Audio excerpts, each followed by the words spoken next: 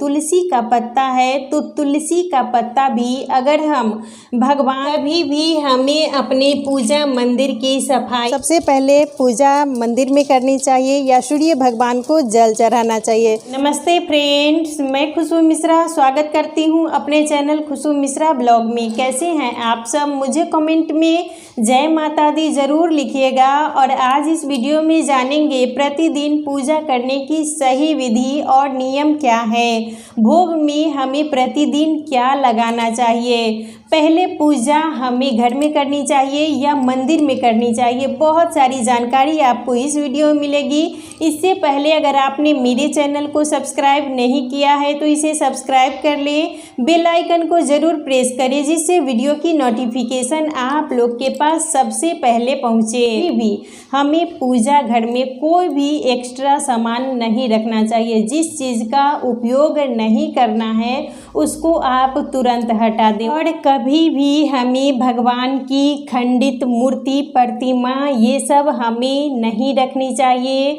और जो ये मान लीजिए हम जिस पर आसन दिए हुए हैं भगवान का, तो वो भी वस्त्र फटा कटा ये सब नहीं होना चाहिए। भगवान की मूर्ति अगर खंडित हो जाए तो उस मूर्ति को भी हमें अपने पूजा मंदिर से हटा देना चाहिए। वो मूर्ति हमारे लिए अच्छा नहीं होता है। और जिस पात्र से हम भगवान की पूजा करते हैं, उनको स्नान करते हैं, उनके लिए जल रखते हैं या भोग लगाते हैं, तो वो पात्र भी अगर खराब हो जाए, अगर मान लीजिए टूटा फूटा रहे, तो उसको भी हमें अपने मंदिर से हटा देना चाहिए।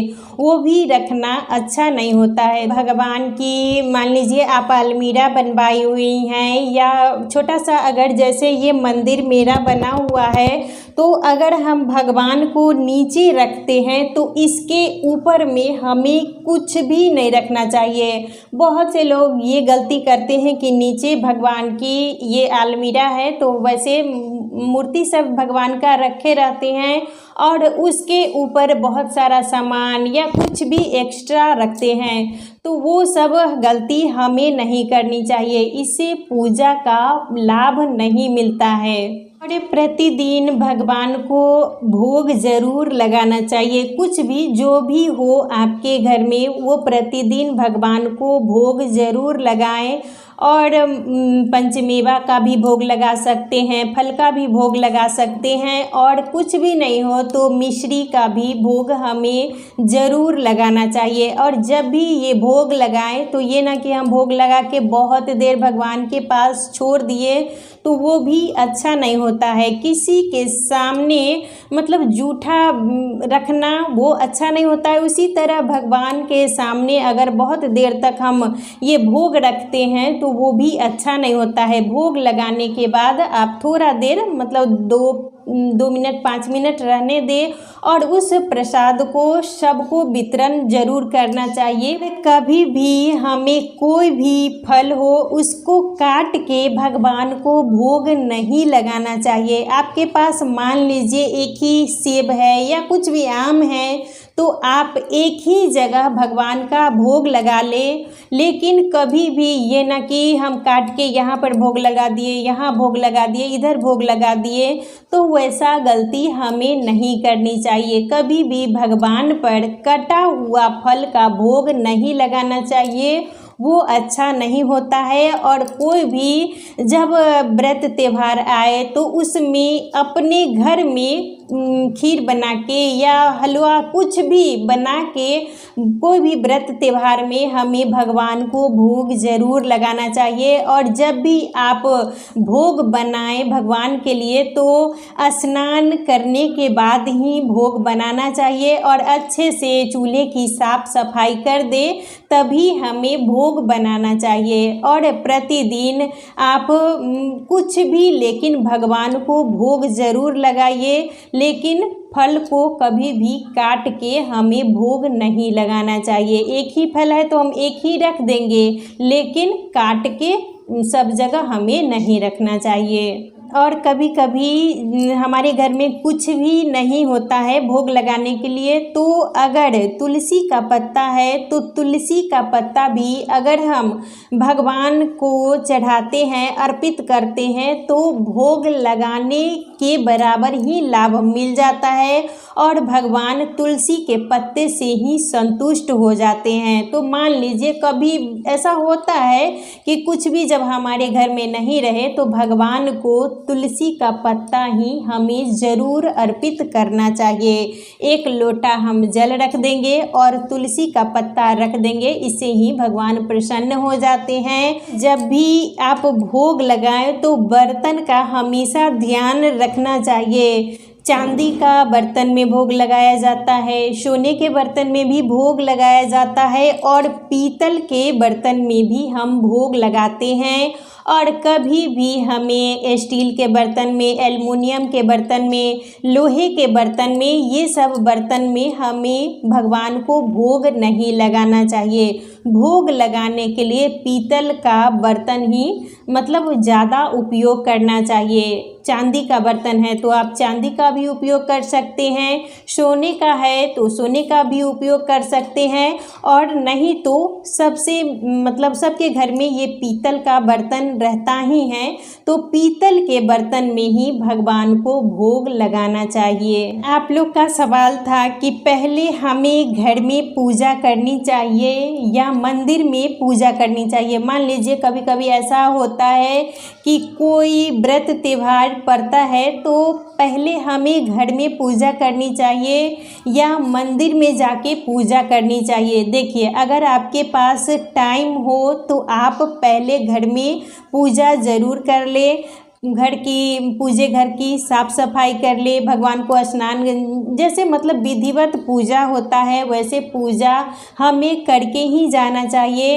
अगर आपको टाइम नहीं मिल रहा है तो आप मंदिर भी जाके पहले मंदिर में भी पूजा कर सकती हैं, क्योंकि मंदिर में बहुत ज़्यादा भीड़ हो जाती है। अगर हम लेट से जाते हैं आप मंदिर में भी पूजा कर सकती हैं, लेकिन जब भी मंदिर जाइएगा तो अपने पूजा मंदिर को अच्छे से साफ करके, बर्तन भगवान का है वो सब धो के तभी हमें मंदिर जाना चाहिए। ये न कि हमारा पूजा घर गंदा है, भगवान का बर्तन वैसे ही पड़ा हुआ है और हम सबसे पहले मंदिर ही पूजा करने के लिए चले गए, तो वैसी गलती हमें नहीं करनी चाहिए। बिना स्नान किए हुए कभी भी हमें भगवान को नहीं छूना चाहिए। ना ही हमें भगवान का ये फूल उठा के सफाई करना है, ना ही ये भगवान का जो ये मतलब लोटा है जिसमें हम जल भर के रखते हैं, तो वो सब भी हमें स्नान करने के बाद ही